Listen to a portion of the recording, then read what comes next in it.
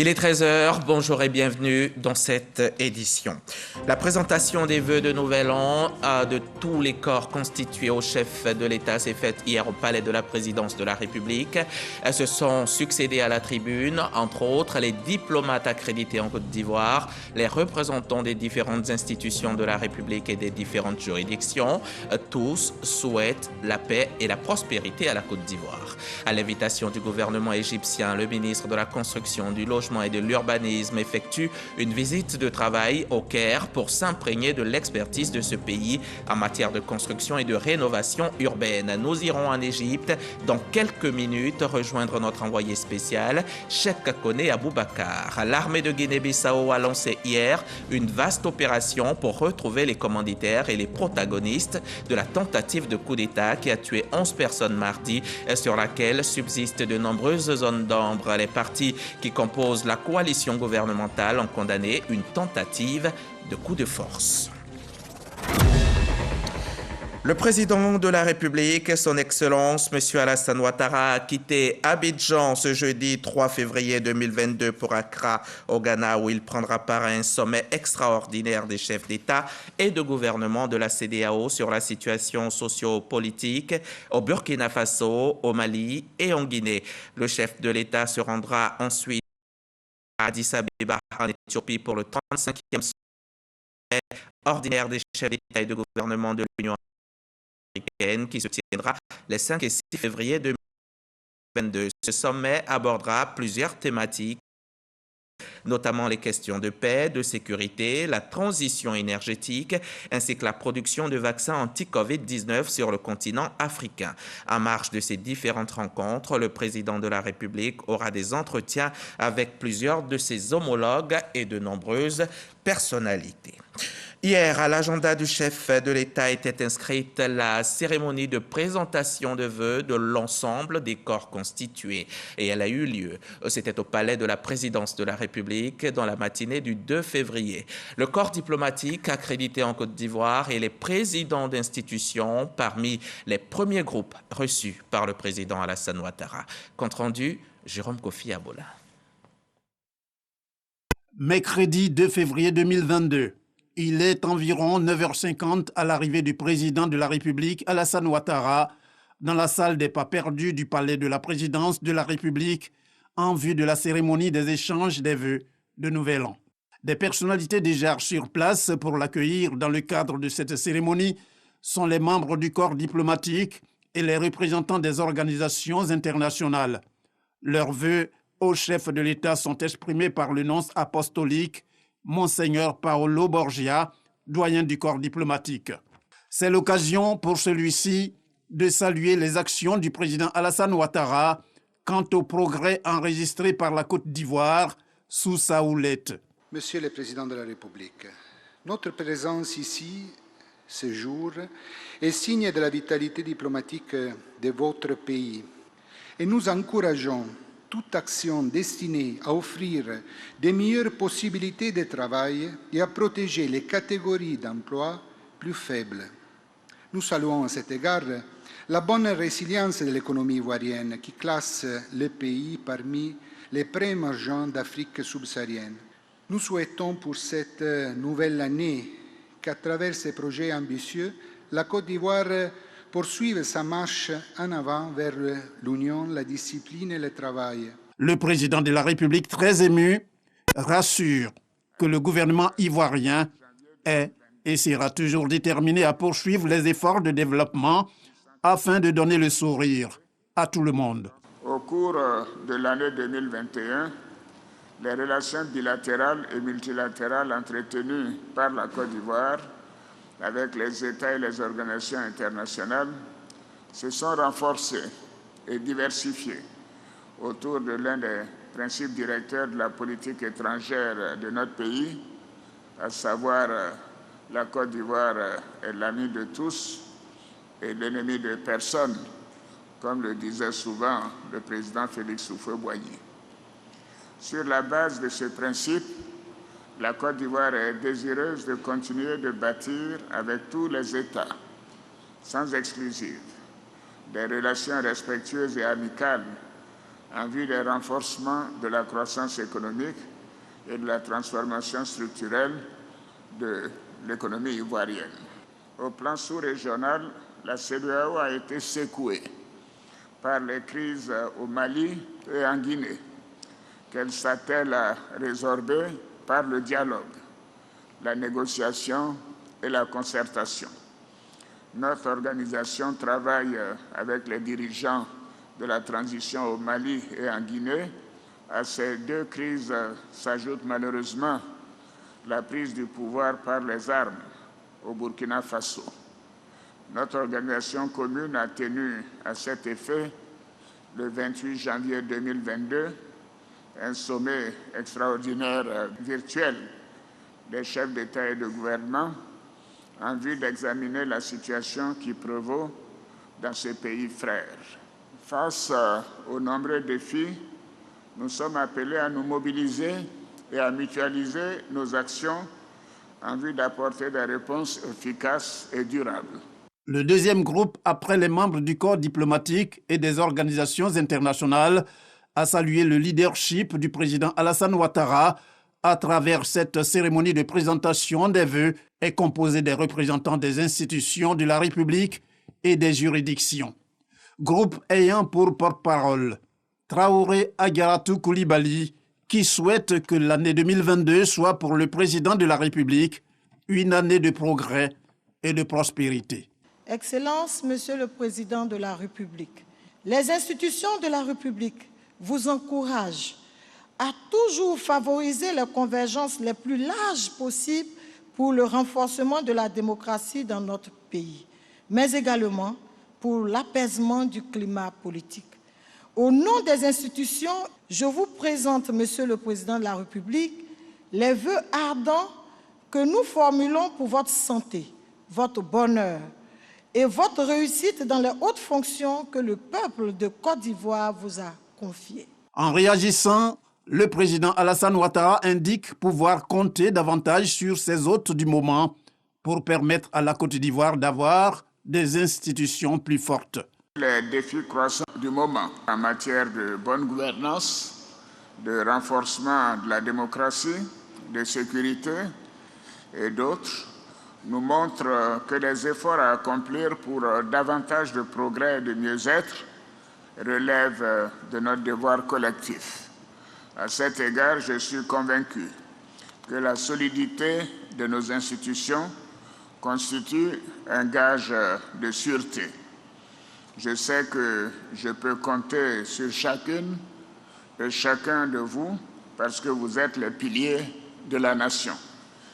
Comme disait Obama, il faut des institutions fortes dans nos pays.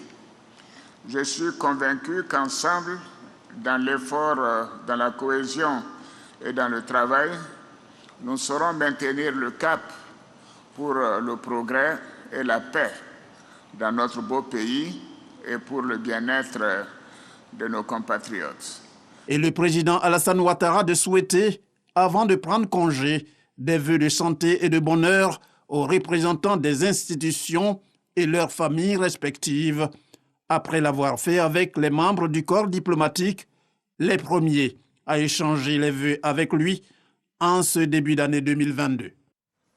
On va à présent suivre les réactions de quelques membres du corps diplomatique présents à cette cérémonie de présentation de vœux. Leurs réactions ont été recueillies par l'ensemble de nos reporters sur place.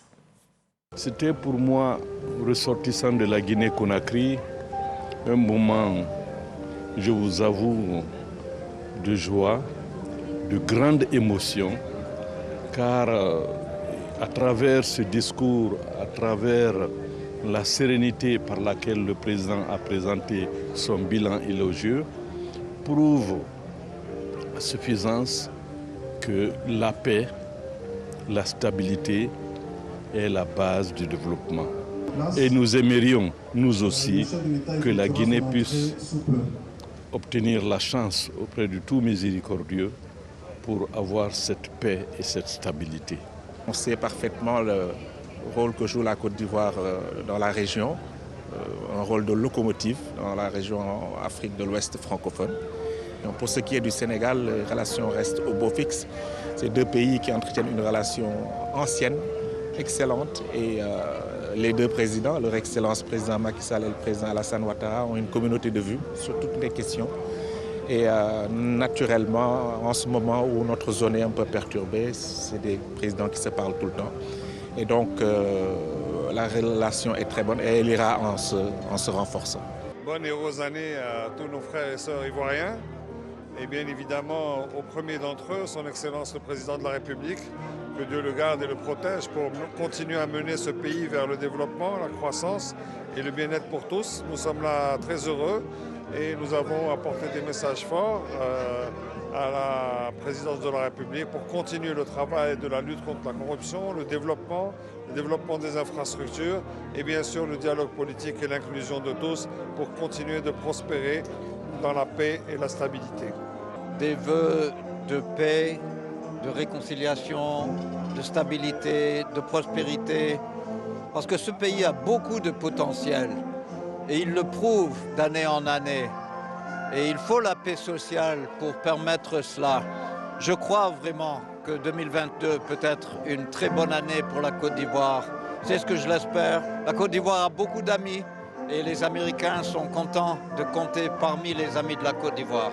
Pour 2022, je souhaite tout d'abord qu'on sorte tous ensemble de la pandémie. Plus spécifiquement pour l'Union européenne, je souhaite que les liens très forts qu'on a déjà se renforcent encore plus, beaucoup plus. Je souhaite vraiment aussi encore avoir plus d'investissement et plus de commerce avec la Côte d'Ivoire parce que je pense que 2022 pourrait être l'année de l'investissement et des commerces pour faire plus ensemble. On va retourner sur place au palais de la présidence de la République pour la deuxième phase des réactions. Ce sont celles des présidents d'institutions, toujours au micro de nos reporters. Sous le leadership du président de la République, on ne peut pas nier que la Côte d'Ivoire ne se porte pas bien. Bien entendu, la Côte d'Ivoire fait partie du monde. Nous pouvons dire qu'à partir du rassemblement des Ivoiriens, le vivre ensemble, est de plus en plus une réalité. Tout le monde se retrouve dans tous les cercles, particulièrement au niveau de l'Assemblée, également avec le dialogue national. Je pense que le pays est sur la bonne voie. Le président Alassane Ouattara demeure pour nous le gage de notre sécurité, mais la boussole pour conduire le bateau ivoire. Donc nous sommes venus lui souhaiter une bonne année, empreinte de bonne santé surtout, et qu'il puisse avoir en permanence la sérénité pour pouvoir donc non seulement renforcer la cohésion sociale, renforcer la démocratie, renforcer la bonne gouvernance. Nous, en tant que parlementaires, nous sommes venus non seulement lui témoigner toute notre reconnaissance pour ce qu'il fait pour la Côte d'Ivoire, mais surtout lui dire que nous sommes en charge non seulement d'amplifier ce qu'il fait, mais surtout de remonter aussi les informations de la population. Le pays a besoin de sécurité, les Ivoiriens sont soucieux de leur sécurité, donc les vœux pour les Ivoiriens, pour la Côte d'Ivoire, pour chacun d'entre nous, c'est la sécurité, bien sûr la santé d'abord et la sécurité par la suite. Des vœux de solidarité et des vœux également de bonne croissance pour la Côte d'Ivoire. Nous savons que la croissance y est, mais que ça continue, vraiment comme le souhaite le chef de l'État. Et que vraiment il y ait l'entente dans notre pays. Et nos meilleurs vœux encore au chef de l'État et à son épouse.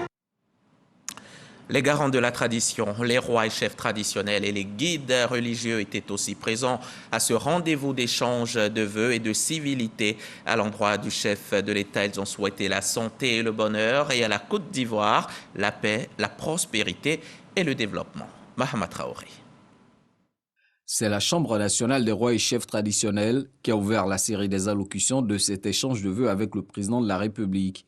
Au nom de cette institution, son deuxième vice-président Lambert Bizier a réitéré l'engagement des gardiens des us et coutumes à poursuivre leur mission de cohésion sociale.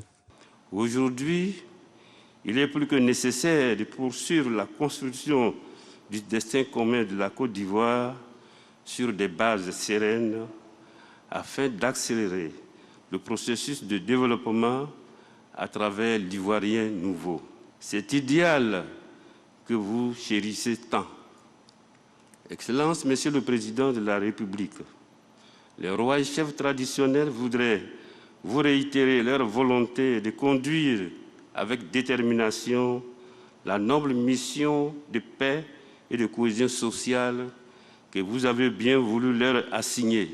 Quant aux religieux, ils ont exhorté le chef de l'État à poursuivre ses efforts sur le plan politique et économique afin de consolider la paix sociale et d'améliorer les conditions de vie des populations.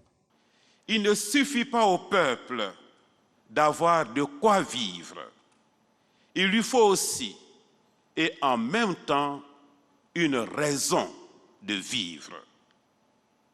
C'est pourquoi, Monsieur le Président de la République, nous vous encourageons à redoubler d'efforts dans votre recherche inlassable de la réconciliation, de la cohésion sociale et de la paix. Et nous vous félicitons pour le grand et beau travail que vous faites déjà dans ce sens. Monsieur le Président de la République, vous avez fait votre devoir de Président de la République de produire la croissance. Nous devons tous, à présent, travailler à sa juste redistribution afin que les couches les plus défavorisées ressentent les effets des progrès réalisés. Le président Alassane Ouattara assure prêter une oreille attentive aux appels des dignitaires religieux et traditionnels.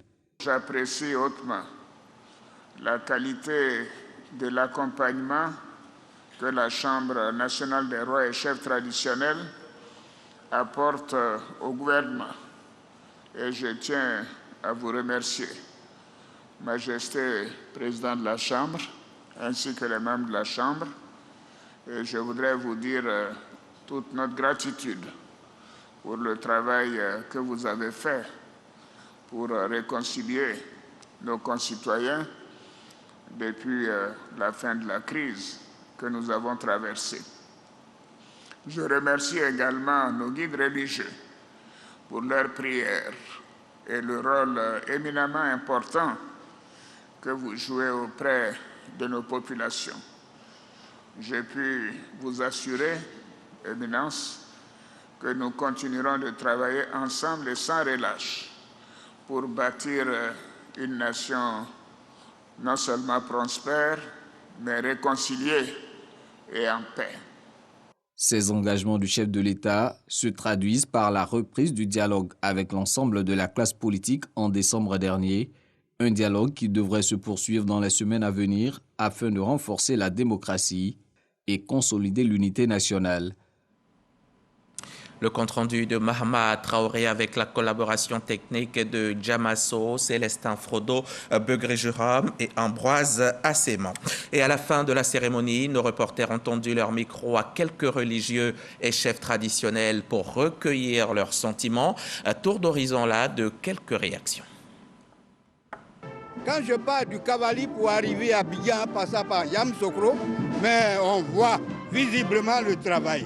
Et celui-là, il faut l'encourager. Il nous revient de bonne volonté de faire des vœux de meilleur et de santé au président de la République. La Côte d'Ivoire aime toutes les religions. Donc Dieu, c'est la paix. Paix pour la Côte d'Ivoire, paix pour chacun de nous. Et que dans les foyers, on dorme en paix sans avoir peur. Toutes les confessions religieuses dans les compositions sont unies comme un seul homme, pour prier pour non seulement le pays, mais également pour accompagner le président de la République dans ses œuvres. Les vœux de paix d'abord, de santé, de longévité, de prospérité, de bonheur au chef de l'État et à tous ses collaborateurs, ses proches et à tous les Ivoiriens.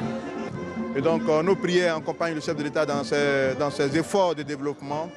Et nous prions également pour toute la Côte d'Ivoire afin que la Côte d'Ivoire atteigne ce stade de pays émergent parmi les nations et que nous fassions le bonheur de tous les Ivoiriens, mais également le bonheur de tous les pays aux alentours de nous. La présentation des vœux est bien indiquée pour qu'on vienne lui exprimer d'abord notre fierté, lui apporter nos encouragements et lui dire de faire mieux que ce qu'il a déjà fait, qui est bien, afin que le peuple ivoirien puisse reconnaître en lui celui qu'on a toujours estimé, qu'on a toujours désiré. Les guides religieux, de façon générale, font des prières à l'endroit du chef de l'État et pour toute la Côte d'Ivoire.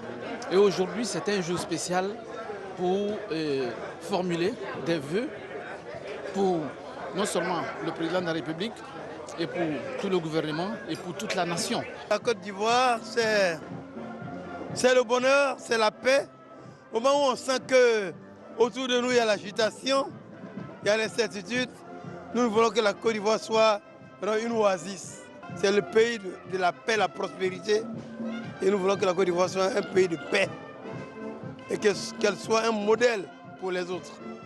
Nous sommes heureux, en tant que fidèles d'église d'Ima, d'être associés aux meilleurs vœux présentés au président de la République cette année. Que Dieu apporte la vie éternelle, la bonne gestion des affaires de l'État, de sorte que le peuple de Côte d'Ivoire soit un peuple épargné et heureux.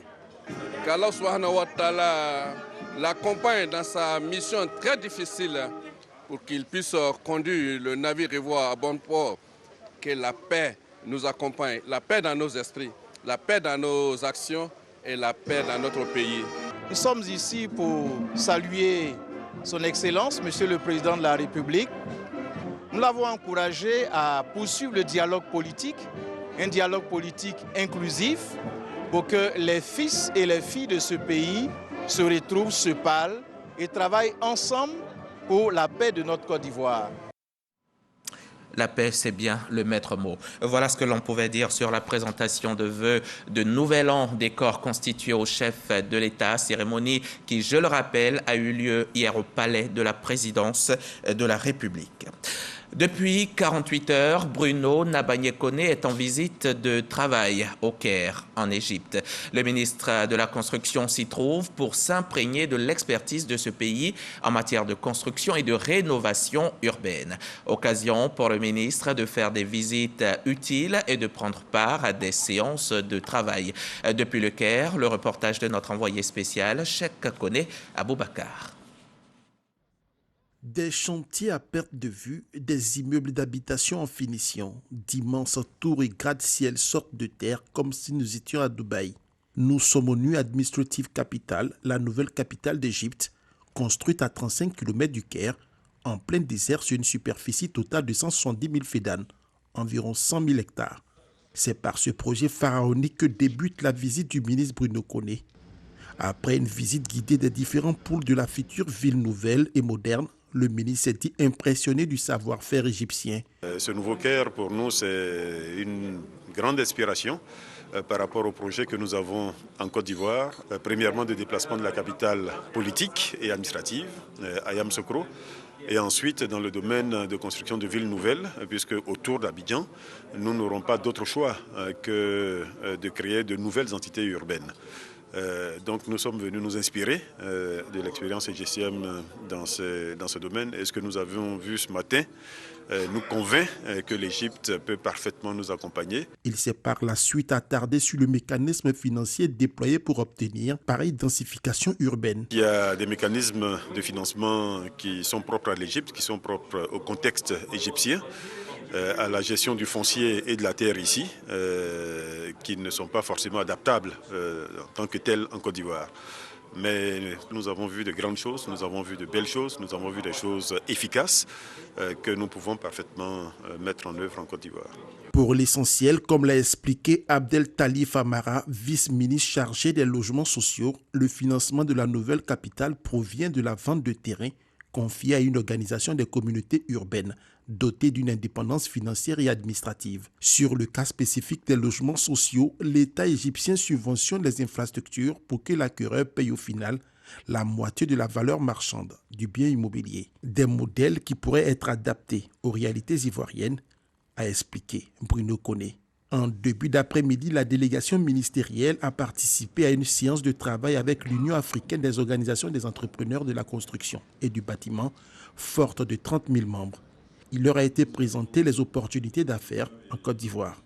Son Excellence, Monsieur le Président Abdel Fattah Sisi, a mis la Côte d'Ivoire comme une priorité pour les investissements des Égyptiens en Afrique. Donc nous sommes vraiment disposés à partir en Côte d'Ivoire pour investir dans les projets qui nous seront présentés sur le marché ivoirien. Au programme de la visite de travail ce jeudi, une présentation des projets et examen des moyens de coopération entre les deux pays est prévue. C'était un reportage de Cheikh Koné depuis l'Égypte. L'Égypte qui est en proie à la furie du monstre Covid-19 avec plus de 430 000 cas confirmés pour environ 23 000 morts.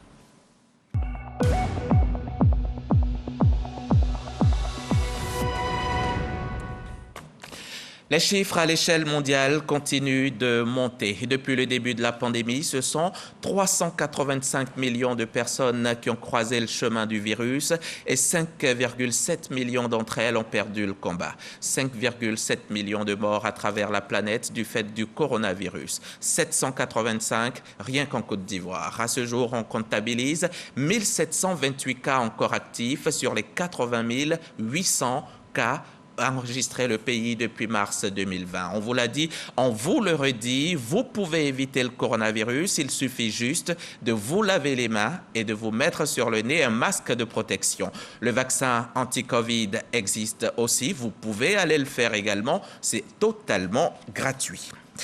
On va mettre de côté le coronavirus un moment et on va se détendre. Je vous emmène faire une découverte touristique. C'est avec la Rando Tour 2022. Une journée de randonnée pédestre donc au Parc national du Banco avec l'OIPR et les acteurs des secteurs touristiques. Sport, santé, développement durable. Voilà le cocktail qui a été servi lors de ce programme. Patricia Omoetia. C'est à l'espace écotouristique porte d'entrée du parc qu'a débuté cette randonnée forestière qui a conduit la délégation plus loin sur les installations de l'école forestière du Banco.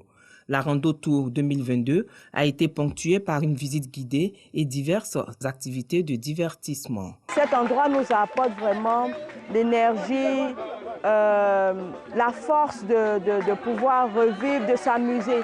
Parce qu'en semaine, on est stressé. Et ces petites sorties-là nous permettent de vraiment déstresser.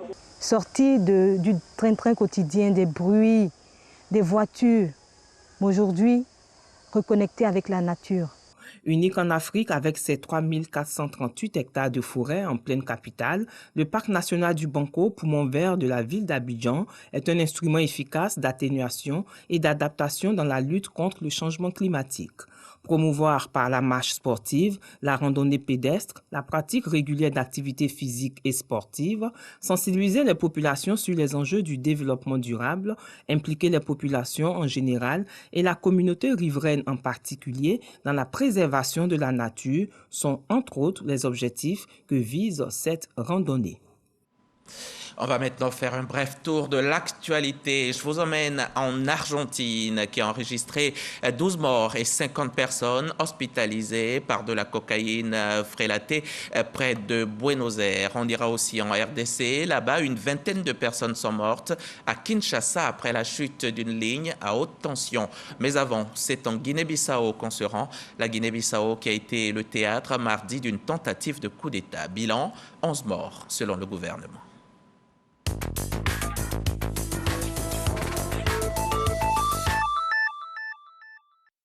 Au moins 26 personnes sont mortes électrocutées mercredi par un câble à haute tension en RDC.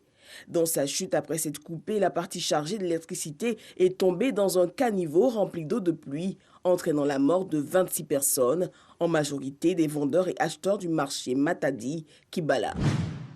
20 personnes sont mortes et 76 autres ont été hospitalisées en banlieue de Buenos Aires après avoir consommé de la cocaïne frelatée.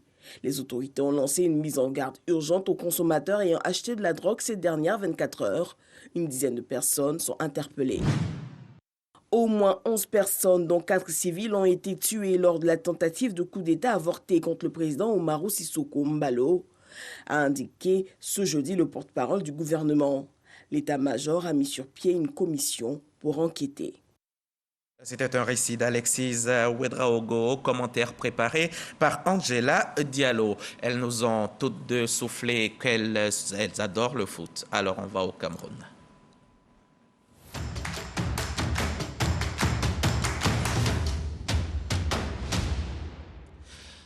L'équipe du Sénégal disputera pour la deuxième fois de suite la finale de la Coupe d'Afrique des Nations de football. Ce sera face au Cameroun ou à l'Égypte le 6 février à Yaoundé. Hier, les Sénégalais ont battu le Burkina Faso 3-1 en demi-finale de la CAN 2021.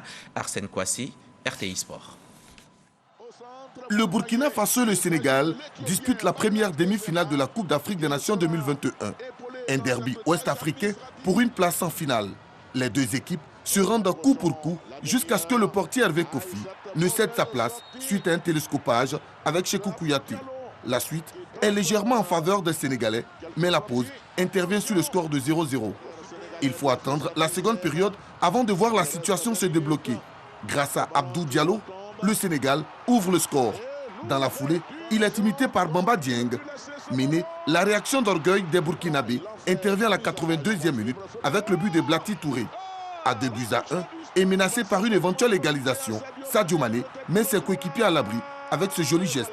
Le Sénégal s'impose 3-1 et se qualifie pour la deuxième fois d'affilée en finale. Et rendez-vous est pris pour ce soir pour la rencontre Cameroun-Égypte.